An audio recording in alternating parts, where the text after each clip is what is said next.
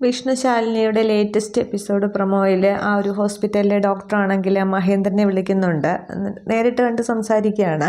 എന്നിട്ട് ആ ഒരു ഫയൽ ഹൃദയം പിന്നെ കൊടുത്ത ആൾ സ്വീകരിച്ച ആളിനെ തിരക്കി വന്നിരുന്നു, അവർ ബന്ധുക്കൾ വന്നിരുന്നു എന്നുള്ളത് ഡോക്ടറാണെങ്കിൽ പറയുകയാണ്. അതായത് അവർ ആരുടെ എന്താണ് തന്നത് എന്നുള്ളത് ഒന്നും മഹേന്ദ്രനോട് പറഞ്ഞിട്ടില്ല, ആരുടെ നിന്നാണ് സ്വീകരിച്ചതെന്ന് പറഞ്ഞിട്ടുമില്ല. പക്ഷേ അവർ രഹസ്യമായിട്ടാണ് ഈ ഡോക്ടർ അത് സൂക്ഷിച്ചിരുന്നത്. പക്ഷേ ഇപ്പോൾ ആ ഒരു ശിവൻ്റെ ഹൃദയം തേടി, ശിവനിലിരിക്കുന്ന വിഷ്ണുവിൻ്റെ ഹൃദയം തേടി ഇങ്ങനെ ഒരാൾ വന്നു എന്നുള്ളത് പറയുമ്പോൾ മഹേന്ദ്രൻ പക്ഷേ അതങ്ങോട്ട് അത്ര കാര്യമാക്കുന്നില്ല.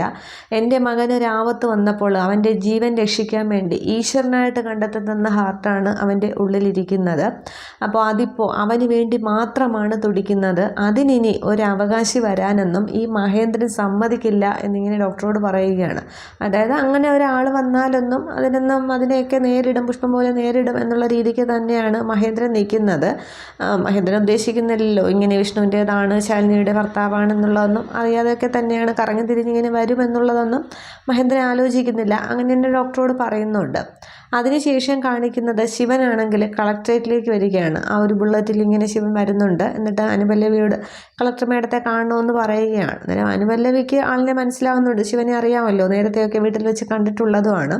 അന്നേരം മേഡം ഒരു വിസിറ്റർ ഉണ്ട് എന്ന് പറഞ്ഞിട്ട് അനുപല്ലവിയാണെങ്കിൽ ശാലിനിയെ ഫോൺ ചെയ്യുകയാണ്. അന്നേരം വരാൻ പറയൂ എന്ന് പറഞ്ഞിട്ട് ശാലിനി പെട്ടെന്ന് അങ്ങ് ഫോൺ വയ്ക്കുന്നുണ്ട്.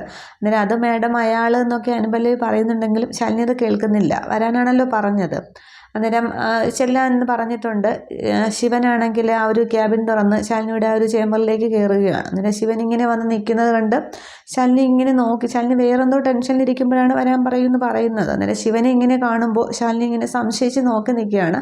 പക്ഷേ ശിവനാണെങ്കിൽ ദേഷ്യത്തിലൊന്നുമല്ല, എന്തോ സംസാരിക്കാൻ എന്ന രീതിക്കായിരിക്കണം ശിവൻ ഇവിടെ വന്നിട്ടുള്ളത്.